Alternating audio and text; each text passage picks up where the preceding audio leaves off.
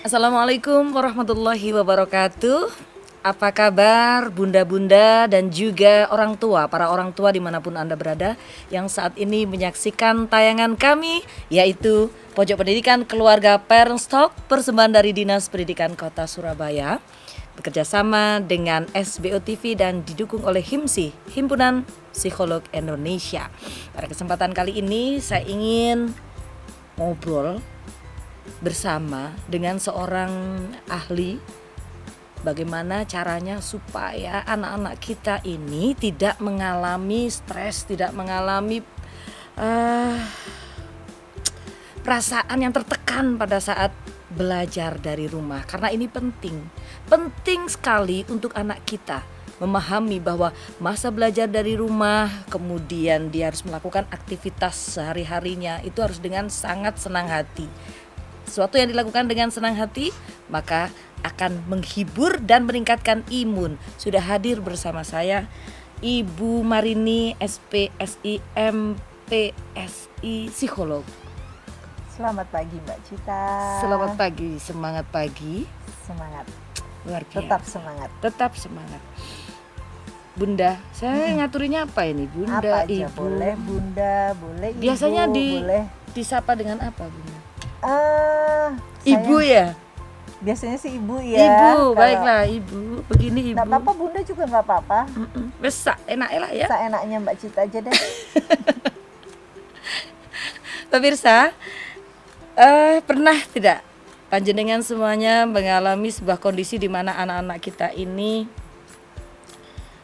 sepertinya ada sesuatu yang nggak beres, ada gangguan perilaku, bahkan mungkin stres, dan yang lebih ekstrim lagi mengalami depresi. Sebenarnya ini kenapa ini? Memang ada ya, ada terjadi seperti itu dan banyak. Banyak. Kenapa itu, Bu? Kalau kita bicara konteks saat ini ya Mbak, namanya anak itu kan biasanya anak itu belajar bermain, ya kan? Belajar itu ya bermain. Belajar Bermain itu bermain. sambil belajar. Itu Jadi yang terbaik. bermainnya itu adalah belajar. Betul. Nah, tapi sekarang nggak bisa masih bisa bermain tapi berbeda, berbeda. nge-gadget. Lingkupnya beda. Yang dulunya dia bisa main ke taman, ke kantin rame-rame sama teman, sekarang nggak bisa. Itu perubahan itu yang harus dipahami dulu ya. Jadi karena zaman sekarang ini ya mudah-mudahan segera berakhir ya. Jadi kita kembali seperti dulu. Jadi yang perlu digaris bawahi adalah ada perubahan nih sekarang ya, termasuk perubahan dari perubahan pembelajaran dari yang offline Menjadi online. biasanya kita tatap muka sama guru, sekarang online. Bermain pun begitu, biasanya main sama teman, ke kantin, ngobrol, ngerumpi di kelas rame-rame, sekarang harus dengan gadget. Ya kan? Kalau anak-anak yang masih usia SD mungkin mereka berlari-larian, petak umpet segala macam, nggak bisa lagi. Mereka mau memaksakan diri seperti itu, orang tuanya udah masuk. Ya kan? Awas, jangan lama-lama di luar. Gitu loh. Akhirnya perubahan ini tuh secara tidak langsung akan merubah perilaku manusia. Siap nggak siap ada perubahan. Ketika kita yang siap untuk adaptasi, it's okay, nggak ada masalah. Ketika kita merasa ini sebagai beban, adaptasi ini adalah satu beban yang harus mau nggak mau kita menjalani, itu mulai berkecamuk biasanya. Betul. Ya, nggak usah anak kecil lah, kita aja yang orang dewasa juga begitu. Lalu Ya kan? bagaimana ini mengantisipasinya ini agar mental health ini bisa tetap terjaga? Karena kalau kita bicara mental health, ngomong kesehatan mental, itu orang mikirnya terus gendeng gitu ya, Bu. Oh iya bener. Kan bahaya ini. Padahal kan mestinya tidak begitu. Tidak begitu. Pokoknya ngomong kesehatan mental, langsung gendeng. Oh gendeng. Oh edan. Padahal enggak kan? Padahal enggak. Seperti apa itu? Enggak usah ngomong mental health. Aku mau ke dokter. Dokter apa? Psikiater. Oh, gendeng berarti ya wong iki. Gendeng kon. Gendeng ini berarti. Lah apa ke psikiater? Atau enggak? Aku mau ke psikolog. Wah, orang ini stres ini. Jadi gila berarti orang ini. Psikolog itu identik dengan wong gendeng. Wong gendeng, orang stres. Padahal tidak loh. Enggak. Itu dulu flashback ya. Ketika saya ngambil jurusan ini pun awal-awal gitu. Ngapain? Jangan-jangan kamu punya pengalaman gendeng sehingga kamu harus gitu dulu supaya jadi expert. Kan kalau kita hendak mengambil sebuah jurusan, itu harus kita cinta dulu kan. Kita harus masuk ke dalamnya supaya kita bisa benar-benar mencintai dulu kan untuk bisa mencintai. Tapi orang itu kalau tidak gila nggak sukses. Harus gila. Idenya, kreativitasnya, betul. Jadi tidak benar ya bahwa ketika kita bicara tentang mental health itu kemudian terus gendeng gitu. Enggak.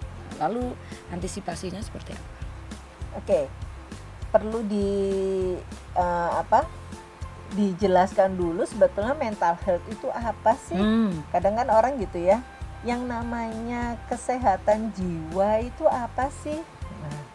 Sebetulnya kalau kita bicara kesehatan jiwa, ya kalau kesehatan raga jelas ya, raga sesuatu yang nampak, kita kelihatan, dia tangannya beset, oh itu berarti lagi nggak sehat, kecelakaan, dia batuk-batuk, oh dia lagi batuk, gitu.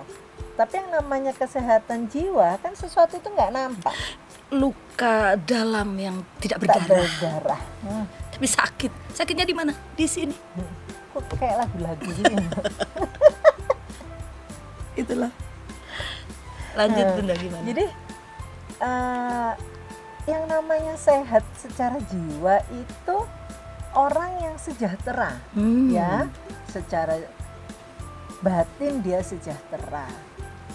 Batin yang sejahtera ini akhirnya membuat dia mampu berperilaku, mampu memberikan sesuatu untuk lingkungannya, mensumbangsikan untuk lingkungannya, bermanfaat untuk lingkungannya. Itu yang namanya orang yang sehat jiwa. Ketika ada sesuatu dalam dirinya sehat jiwa, makanya kan ada istilah sakit jiwa. Mungkin karena sakit. Memang ada, ya kan?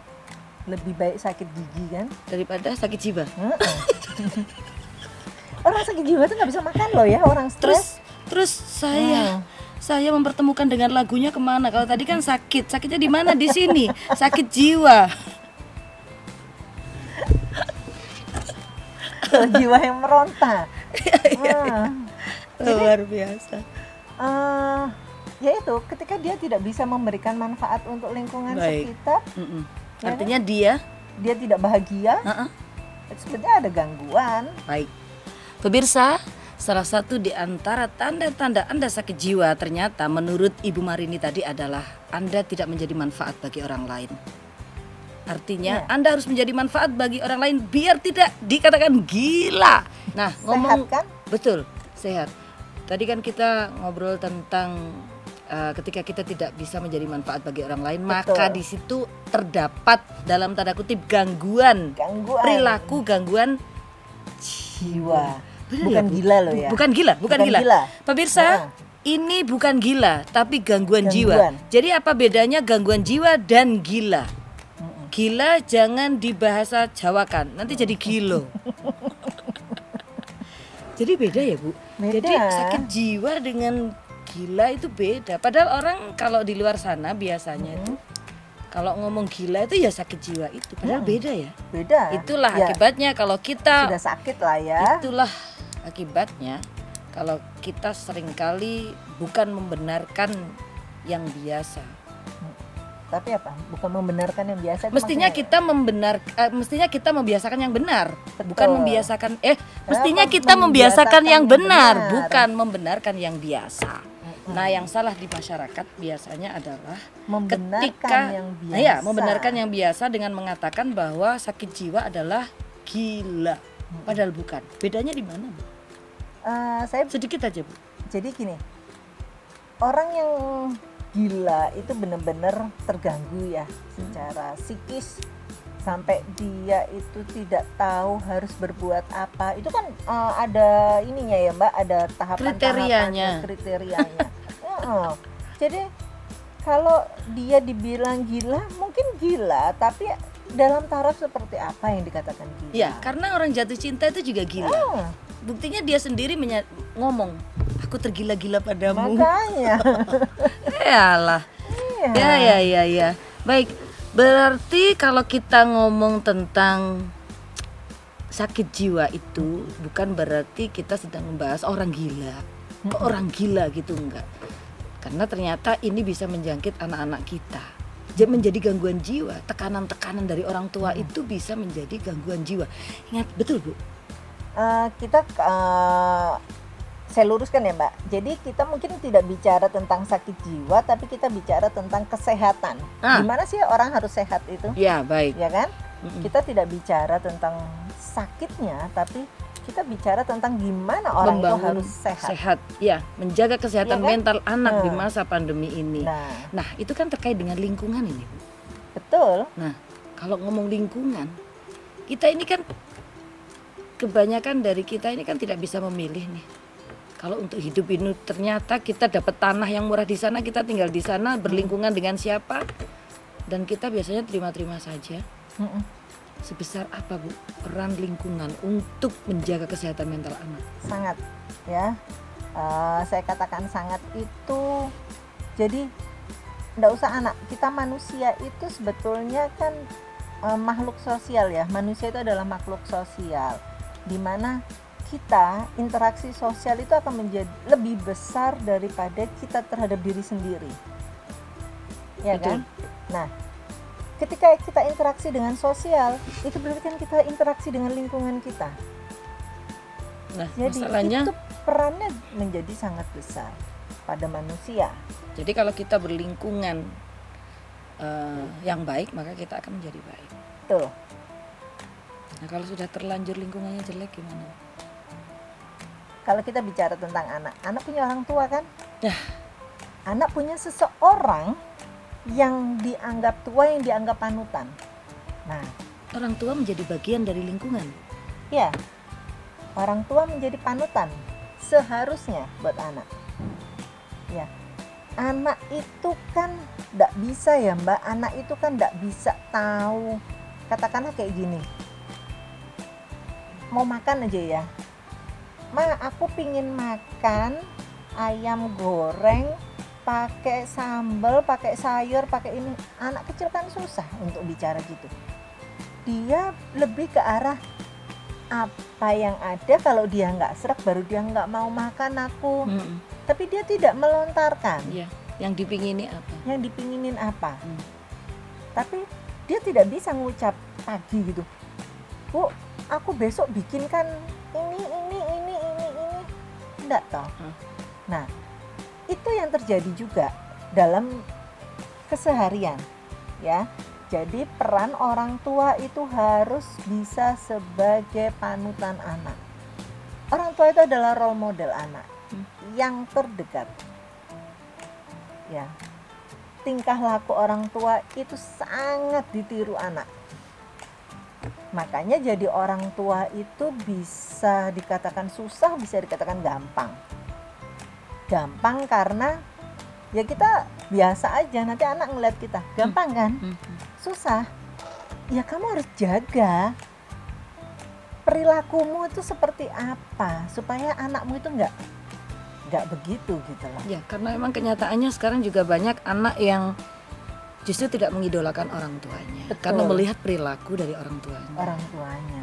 Kalau orang tuanya mencontohkan hal-hal yang baik, walaupun tidak sengaja mencontohkan hal baik, tapi kalau memang keseharian ini melakukan hal yang baik, maka dengan sendirinya anak akan mencontoh. Betul. Tapi memang iya loh Bu, Emang? mereka itu kalau saya amati anak-anak saya sendirilah, saya ini kan pada saat anak-anak saya kecil itu juga begitu. Mereka cenderung memang lebih banyak meniru apa yang dia lihat daripada apa yang didengar. Mandi, ayo ngaji, ayo belajar. Kita ambil buku, dia sering melihat kita membaca, itu akan ngikut. Dia sering lihat kita nyanyi, ikutan nyanyi. Jadi ternyata peran orang tua ini membentuk anak luar biasa. Nah, ini masalahnya ini kalau orang tua, Bu. Kalau lingkungan gimana, Bu? Orang tua kan ada di dalam lingkungan anak. Maksudnya di luar keluarga itu sendiri.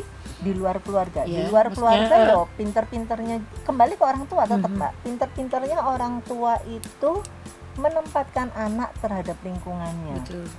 Ya, jadi tidak salah kalau umpama, makanya kenapa kita mencari rumah, katakanlah ya, mencari rumah Lingkungan. itu kita lihat lingkungannya. Bukan berarti bahwa tinggal di gang itu nggak baik. Betul. Yang baik itu tinggal di komplek perumahan. Enggak, betul. gitu loh. Tinggal di gang tapi kalau lingkungannya bagus, lingkungannya santun, It's kenapa? okay. Enggak gitu loh, iya kan? Gitu loh. Jadi tetap orang tua itu ada andil, Mbak. Gitu loh. Orang tua itu punya tanggung jawab Terhadap pembentukan mental anak. Iya. Ya.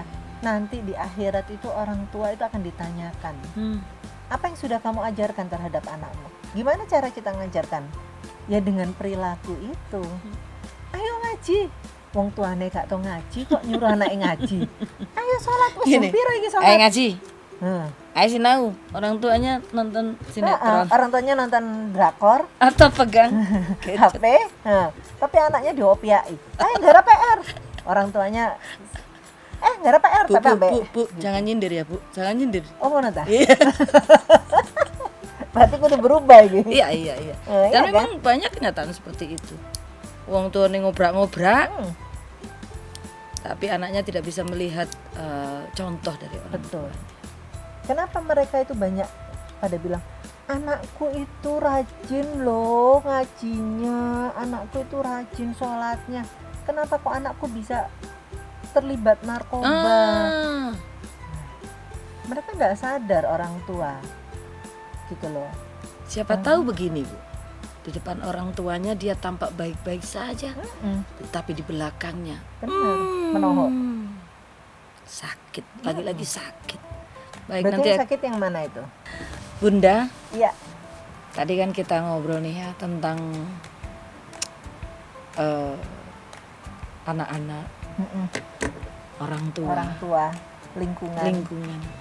Terus ini kira-kira apa sih yang harus dilakukan oleh orang tua, baik itu ayah maupun ibu, untuk sama-sama menjaga mental anak supaya tetap mereka ini sehat mentalnya selama masa pandemi ini. Yang saya tanyakan tuh trik dan tipsnya itu apa, Bu? Jadi nanti jangan sampai orang merasa ternyata susah ya jadi orang tua. Ya kok Ternyata lagi kerasa berat saiki. Wes gak usah kawin wes, wah kan? Bahaya itu. Bahaya itu. Trauma baru. Trauma baru itu. Berarti ada sesuatu yang mental health pada orang tuanya tuh, pada remaja kan? Itu beda lagi. Oke. Peran orang tua itu yang dikatakan orang tua itu kan ada bapak, ada ibu ya. Iya. Ini punya peran sendiri-sendiri sebetulnya. Ya. Laki itu sudah kodratnya dia bicara secara analisa dan logika. Kalau laki-laki. Laki. Perempuan lebih kepada perasaan, Makanya gampang baper. emosi, feelingnya, makanya gampang baper. Porsi itu yang harus dimiliki oleh orang tua untuk mengajarkan ke anaknya. Jangan sampai anak itu hanya dicekoi emosi. Mau laki mau perempuan dapatnya cuma emosi dari ibunya. Nggak salah kalau anak itu SMA, kuliah, cowok tapi baperan, gampang nangis. Ya, nggak salah. Karena pendidikannya dia hanya dari ibu. Dia nggak dapat nih pendidikan dari si bapak. Gitu loh. Si bapak perannya ada di mana? Si bapak perannya adalah di analisa dan logika. kamu boleh nangis, tapi kamu lihat dulu dong konteksnya. Kira-kira kamu perlu nangis atau enggak? Iya. Itu kan dapat dari bapak, Iya. gitu loh. Nggak salah juga. Kalau itu dibalik nggak bisa ya Bunda? nggak bisa.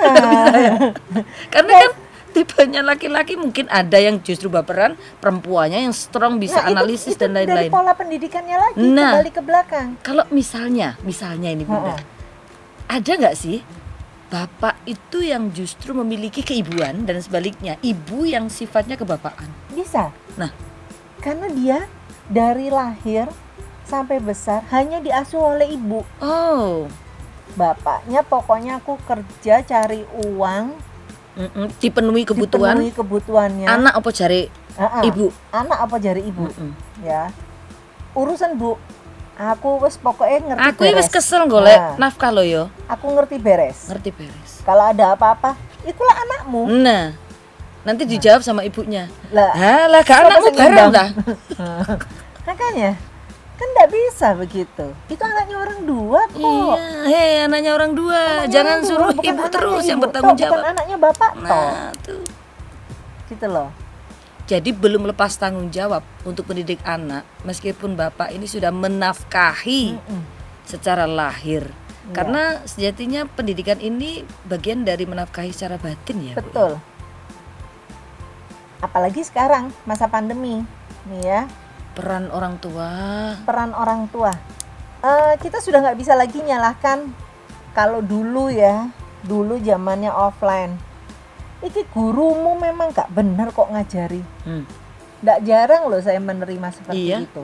Iki apa guru kok ngene kita tine? Apa iki guru nih ngajar kok ngene? Kalau sekarang Sekarang nggak bisa kita nyalahkan Bisa. guru. lebih banyak di rumah daripada di sekolah. Peran itu kembali ya. Jadi gini, mungkin Allah itu sudah gini.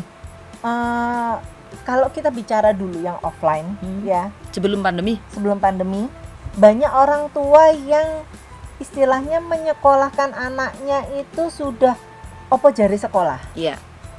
Angger wis tak bayar, berarti pinter no anakku. Dan pinternya mintanya paket. Nah, betul. Sak akhlaknya, sak mata pelajarnya kudu pinter kabeh. Aku wis bayar larang. Itu urusannya guru. Nah, Lah, kok enak? Kalau saya bicara, karena saya juga dosen ya, Mbak Cita juga sama, kita nggak bisa dong kayak gitu. Nggak Loh, bisa. kok enak? Emangnya anakku? Ini anaknya bapak, anaknya ibu. nah kok enak? Kok enak? Saya pernah dapat klien seperti itu, Mbak. Saya ajak berhitung. Bapak dan ibu nyekolahkan anak berapa lama sih? Dalam 24 jam. Ada berapa lama anak itu di sekolah? Pasti jauh lebih banyak di rumah daripada di Sisanya sekolah. di mana? Sisanya di rumah kan. Berarti harusnya peran orang tua itu lebih banyak. Membentuk akhlak itu juga peran orang tua. Mendidik itu juga peran orang tua. Ya kan? Sekarang Allah itu mungkin maha tahu ya. Akhirnya kok lama-lama Wong tua iki kok. orang tua ini kok tambah lama kok tambah kayak gini ya. Gitu ya. Dan kok ibu ternyata- ngendikan orang tuanya ngadep saya loh. Dan itu memang iya sih Bu, Iya kita kan? merasakan. Betul. Tapi sekarang di masa seperti ini di mana si anak itu dituntut harus sekolah dari rumah, tidak jarang orang tuanya yang stres loh ya. Oh, Jadi banyak. stresnya anak itu bisa jadi juga representatif dari stresnya orang tua. Aduh, ngajarin ini kok gak iso-iso yo. Wes Baru sekolah gini, ae. tiba-tiba dadi guru iki abot yo. Heeh. Ket mbien. Jadi mereka akhirnya kapan yo pandemi ini selesai supaya anakku itu bisa sekolah. Iya. Karena mereka sudah give up gitu loh. Itu bagian itu juga termasuk sakit jiwa ya Bu. Orang tuanya Iya, nggak termasuk sehat sakit. berarti. Iya Termasuk kan? gangguan ya Bu. Stres orang tuanya Stres. ngajari anaknya. Hati-hati Bu. Hati-hati Pak. Sekarang ketika orang tua yang bekerja sudah mulai seminggu 3 hari di kantor, seminggu sisanya di rumah. Anak kan enggak, Di rumah terus. anak di rumah terus. Orang tuanya ada recharge, ya. Jadi ketika dia sumpek di rumah suntuk, dia ada charge. Dia ketika ngantor bisa berhahi melupakan yang Iya, di rumah. begitu sampai di rumah. Pecah lagi, lihat anaknya kayak gini. Oke, Bu, Ya, saya tuh banyak beberapa teman saya itu yang mengalami dan banyak kan ini kita baca di media sosial juga. Kalau orang tua, ayah sudah memerankan perannya dengan sangat baik, betul. ibu memerankan perannya dengan sangat baik, ternyata anak pun tampak baik-baik saja, tetapi tanpa diduga ada sesuatu yang terjadi, kena narkoba dan lain-lain. Itu apa sesungguhnya yang terjadi? Komunikasi. Komunikasi. Kembali menjadi orang tua itu tidak hanya sekadar mengajarkan, memberikan nafkah, memintarkan, enggak cukup. Komunikasi itu harus ada. Banyak itu terjadi di kota-kota besar ya. Orang tua pulang dari kantor sudah sore, udah malam, capek, mandi, masuk kamar. Tiap kamar disediain TV. Ya kan? Anak pegang handphone masing-masing, pegang gadget masing-masing. Kalau butuh apa-apa WA. Butuh apa-apa WA. Padahal satu rumah beda kamar. Ya. Komunikasi itu nggak terjalin. Iya. Gitu loh. Untuk yang non muslim maaf, tapi kalau kita sebagai seorang muslim, Rasul itu pernah mengajarkan, ya. Rasul ketika mengajarkan kepada anak-anaknya, itu ajarkanlah anak-anakmu di 3 saat, jadi di 3 masa. 1, ketika makan. 2, ketika bepergian. 3, ketika bermain. Karena ketika makan, orang itu bahagia loh biasanya ketika makan. Nah, ketika dia merasakan bahagia di 3 saat itu mudah kita mengajarkan sesuatu dari orang tua ke anak. Maksudnya mungkin menasehati, iya, nasehati, atau saling curhat. Itu adalah waktu-waktu yang tepat. Ya. Ini jadi tip and trick ya. Oke, saya ulangi Bunda, ini penting. Ajarkan kepada anak-anak kita di 3 waktu. Yang pertama pada saat makan, yang kedua pada saat bepergian, dan pada saat bermain. Karena pada saat ini adalah saat dimana anak-anak itu rileks untuk bisa mereka lebih bahagia, mereka rileks. Akhirnya mereka bisa menangkap itu. Apa yang dilontarkan orang tuanya, tapi melontarkannya tidak dengan menjudge, marah-marah. Tidak dengan. Nanti kalau tengah-tengah makan, kemudian kita ngasih taunya pada saat makan, kamu jangan gini dengan cara yang tidak tepat, kasih domangan. Kasih dolungo, kasih dolanan. Gak jadi wes. Pemirsa pernah tidak tiba-tiba melihat anak susah diajak belajar, tiba-tiba anak menunjukkan perilaku khas yang kita tidak tahu, ini kenapa anak seperti ini? Nah, yang ingin saya tanyakan kepada Ibu Mari ini adalah gejala-gejala yang muncul pada kesehatan mental anak itu apa sebenarnya? Oke, kalau kita bicara gejala kesehatan itu ya, jadi kayak orang sakit, umpama saya kok nggak enak flu, saya nggak enak badan, apa Greges. gejalanya? Greges, tenggorokan kering, bibir pecah-pecah, susah buang air kecil. Nah loh, nah itu kan diantara iya gejalanya betul. flu. Nah, kalau yang dikatakan kesehatan mental itu gejalanya kayak gimana sih? Nah, ada perubahan perilaku, itu yang mendasar. Perubahan perilaku pada anak. Contoh, yang tadinya pulang sekolah, Assalamualaikum, ceria, sekarang pulang sekolah ngelentuk. Itu diantara gejala Itu kesehatan. ada sinyal sebetulnya ya. Rasa-rasa Kalau orang tua itu paham, peka anak, itu ada sinyal. Mbak, Mas, ayo maam. Enggak nanti aja, masih kenyang. Loh, kamu kan nggak makan dari tadi. Ya nggak tahu, tapi kenyang aja. Ada sesuatu itu berarti. Ada something. Ada perubahan perilaku yang terjadi. Yang tidak biasanya. Yang tidak biasanya. Itu dari hal-hal kecil. Hal-hal yang kecil. Jadi itu peran orang tua, harus peka. Ya, nggak bisa kita tahu-tahu. Kok aku nggak pernah tahu ya anakku tahu-tahu kayak gitu. hai, ayah bunda kemarin kemana? Sibuk kan? kerja. Ayah bunda di mana sih? Iya. Beda rumah, Iya. gitu, ya kan? Itu yang terjadi. Iya. Terus apa lagi Bunda kira-kira? Ya itu aja mendasar mestinya harus Perilaku tahu. hal-hal kecil ya Hal-hal sebenarnya ya. kecil, ada perubahan perilaku yang terjadi pada anak kita. Itu berarti sedang terjadi gangguan kesehatan mental pada Ada anak. gangguan. Ya, oke parents, kita harus semakin peka Harus melihat perubahan-perubahan perilaku yang terjadi pada anak-anak kita. Jadi kita sentuh mereka dengan kasih sayang kita. Betul. Kita lebih mengerti supaya kita bisa lebih friendly dengan anak-anak kita. Betul. Sebenarnya tanggung jawab untuk tetap bisa menjaga kesehatan mental anak ini sebenarnya kan tidak hanya masa pandemi saja kan ya. Betul. Tetapi ini seolah-olah menjadi sesuatu yang gara-gara pandemi. gara-gara pandemi kita harus menjaga Hmm. kesehatan mental anak. Mm-mm. Padahal dalam seandainya dalam kondisi yang tidak pandemi itu juga tetap loh menjadi tanggung jawab Betul, kita. menjadi tetap tanggung jawabnya orang tua. Gitu loh, untuk jaga kesehatan anaknya, kesehatan mental anaknya. Betul. Jadi jangan mengkambing hitamkan pandemi deh, gitu ya. Stop mengkambing hitamkan pandemi. Bukan Kita karena harus pandemi kok. melakukan sesuatu action. Karena kembali ke kita ya, orang tua. Kita nggak tahu kita ada di dunia ini mau sampai berapa lama sih, gitu loh. Tapi entah berapa lama pun Anda ada di dunia, tetap tanggung jawab terhadap anak adalah tanggung jawabmu orang tua, gitu kan? Itu tanggung jawab, kita nggak bisa lepas, gitu loh. Di akhirat itu ditagih. Mau pandemi, mau enggak, mau ada badai, mau ada topan atau ada bencana apapun yang terjadi di luar sana, orang tua adalah orang tua yang berkewajiban untuk menjaga mental anak supaya sehat dan tetap bahagia. Begitu kan Bunda? Betul.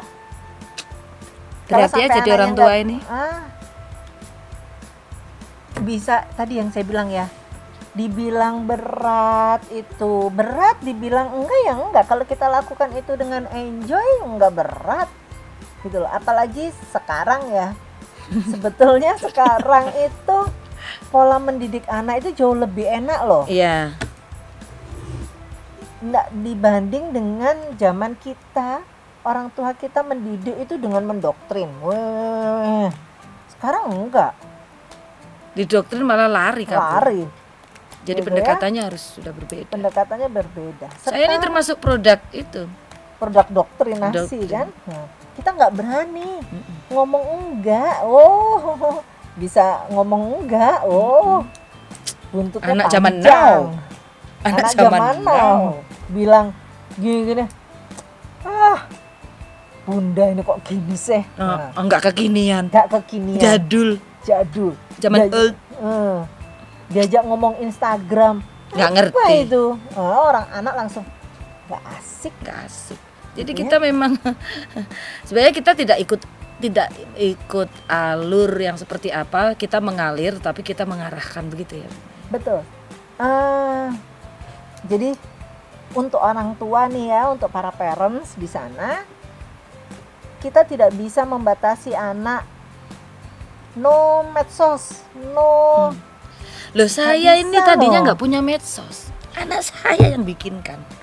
Nah, Ibu harus bikin dong. Buat itu apa? anak yang hebat. Begitu Saya ya. malah Bunda? bilang gitu. Boleh. Malah saya itu saya pernah ada klien ya, yang dia anti medsos. Sampai satu ketika dia tidak tahu anak punya medsos apa saja dan apa yang dilakukan anak di medsosnya. Dia nggak tahu.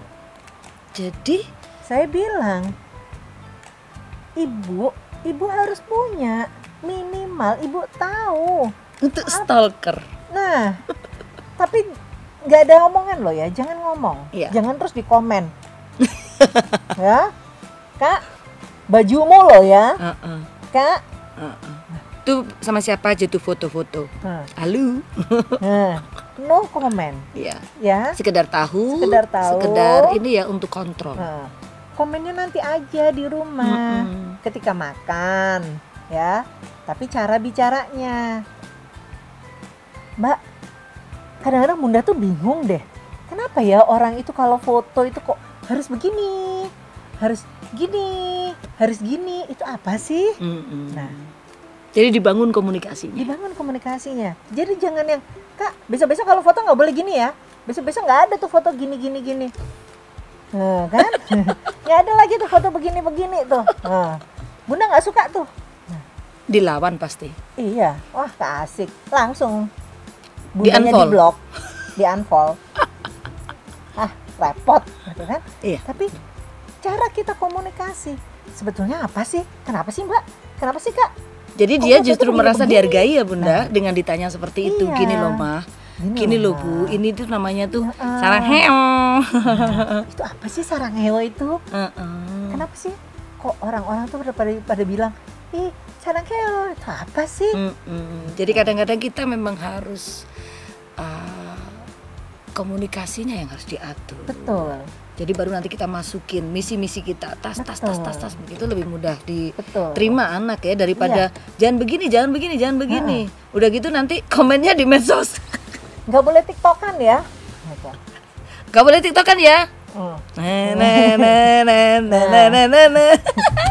Mama nggak suka anak mama ada di tiktok. Joget-joget. Joget-joget. Nah, Terus ntar mamanya diem-diem tiktokan. diem-diem arisan, ayo tiktokan. Oke. Terus anaknya tahu, ih mama bisanya ngelarang tok. Anak itu melihat apa yang dilakukan oleh orang tuanya. Ih mam, oh ternyata gitu ya. Para ibu-ibu tuh kalau udah ngumpul ngerumpi ngomongin suaminya kayak gini. Besok satu ketika dia menjadi dewasa, dia menjadi orang tua, dia akan melakukan hal yang sama. Kalau tidak begitu berarti Bukan nggak asik, orang tua bukan yang orang benar. tua. Konsep dia begitu ya. Orang tua yang betul adalah yang seperti yang dilakukan Ibuku. oleh ibuku, bapakku. Besok ketika aku menjadi dewasa, aku menjadi orang tua, aku juga akan melakukan hal yang sama. Repot mana? Repotnya jadi orang tua. Ya kan? Jadi pesan yang harus dibangun oleh orang tua adalah menjadi orang tua itu bukan satu, kalau kita bicara wajib, memang kewajiban kita menjadi orang tua untuk mendidik anak, ya. Tapi itu kan bukan menjadi beban, ya. Buatlah itu sesuatu yang menyenangkan. Ya. Diambil Ya. menjadi sebagai sebuah seni mendidik Ya, anak. mendidik anak itu satu hal yang seni loh. Setiap anak itu diciptakan berbeda. Dengan Jadi keunikan masing-masing. Dengan keunikan masing-masing. Berarti itu adalah bagaimana orang tua itu menciptakan kreasi ketika mendidik si A itu caranya begini, mendidik kakaknya begini, mendidik adiknya begini. Tidak boleh digebiah uyah. Enggak boleh.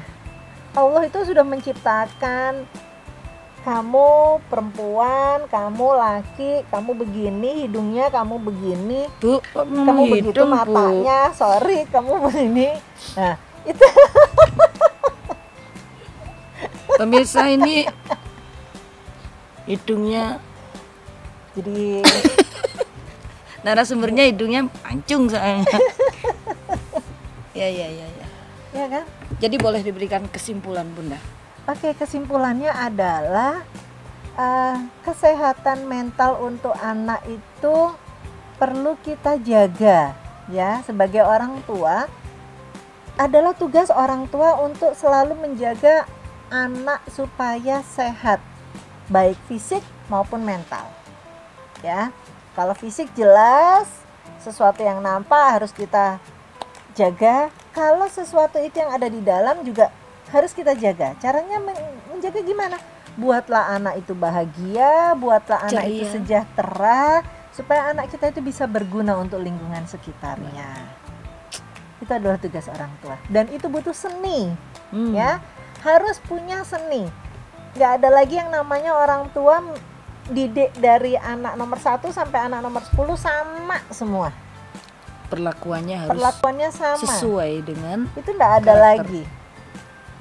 Anak nomor 1 begini, anak nomor 2 begini, anak 3 begini, itu good, orang tua yang hebat. Itu adalah seni dan itu bisa dipelajari, bukan sesuatu yang turun langsung begitu blek, saja. gitu saja. Tapi orang tua harus cerdas, harus mulai melihat, oh anakku yang ini sukanya begini, anakku yang ini begini. Jangan dibalik-balik perlakuannya. Iya. Dan jangan dikembalikan ke kita. Ibu nggak suka, kamu juga nggak boleh suka. Ya, nggak bisa begitu. Tuh, untuk para bunda, para ayah di rumah. Jadi, itulah yang harus kita siapkan. Yuk, jangan dijadikan beban. Menjaga anak, mendidik anak itu jangan beban, bukan beban. Ya, tapi kalau kewajiban, iya, tapi jangan dijadikan beban lah. Dibuat enjoy aja. Dengan kita enjoy pasti anak kita juga merasa kok. Ya, disentuh hatinya. Anak itu merasa kok. Ketika orang tuanya cara mendidiknya itu setengah hati, dia akan tahu. Ya. Dikasih sayangi dengan sepenuh hati juga akan terasa. Akan terasa. Tidak diperhatikan terasa. Terasa. Diperhatikan juga terasa. Jadi lebih banyak mengasah kepekaan. Betul. Antar keduanya. Karena orang tua dan anak, ayah, ibu, anak ini sama-sama saling mendukung, saling menguatkan. Betul. Bagaimanapun juga negara kita ini adalah sebuah kesatuan besar yang kekuatannya itu berakar dari keluarga. Jadi sudah stop, jangan nyala-nyalain yang namanya guru. Dan jangan juga berharap pandemi segera berakhir. Ya, kita berharap pandemi segera berakhir. Tetapi kita tidak tahu pandemi akan berakhir. Yang harus kita lakukan adalah bagaimana mempersiapkan mental anak-anak kita ini supaya lebih sehat dan lebih sejahtera. Terima kasih atas kebersamaannya. Mudah-mudahan menjadi tayangan yang bermanfaat, Ibu Mari. Terima kasih hadirnya. Parents, kita akan bertemu lagi di lain kesempatan dengan bahasan yang lebih menarik. Saya Cita Helmi undur diri. Wassalamualaikum warahmatullahi wabarakatuh.